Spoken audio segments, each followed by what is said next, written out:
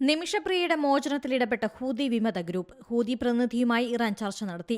നേതാവ് അബ്ദുൾ സലാമുമായി ഇറാൻ വിദേശകാര്യമന്ത്രി സംസാരിച്ചു. ഇന്ത്യൻ വിദേശകാര്യമന്ത്രി എസ് ജയശങ്കറുമായി കൂടിക്കാഴ്ച നടത്തിയ ശേഷമായിരുന്നു ഹൂതി വിമത ഗ്രൂപ്പ് പ്രതിനിധിയുമായി ചർച്ച നടത്തിയത്.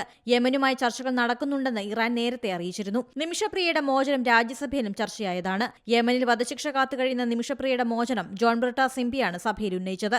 നിമിഷപ്രിയയുടെ കുടുംബത്തിന്റെ ആവശ്യപ്രകാരം വിദേശകാര്യ മന്ത്രാലയത്തിന്റെ അക്കൌണ്ടിലൂടെ $40,000 കൊല്ലപ്പെട്ടയാളുടെ കുടുംബത്തിന് കൈമാറിയെന്ന് കേന്ദ്രമന്ത്രി മറുപടി നൽകി. ഇനിയുള്ള നടപടികൾക്കായി നിമിഷപ്രിയയുടെ കുടുംബവും കൊല്ലപ്പെട്ടയാളുടെ കുടുംബവും തമ്മിൽ ചർച്ച തുടരുകയാണ്. നിമിഷപ്രിയയുടെ അമ്മയ്ക്ക് യമനിലേക്ക് പോകാൻ സൗകര്യമൊരുക്കിയിട്ടുണ്ട്. ചർച്ചയ്ക്ക് പവർ ഓഫ് അറ്റോർണിയെ നിയോഗിച്ചു. ഒരു അഭിഭാഷകന്റെ സഹായം വിദേശകാര്യ മന്ത്രാലയം ഫണ്ട് ഉപയോഗിച്ച് ഉറപ്പാക്കിയിട്ടുണ്ട്.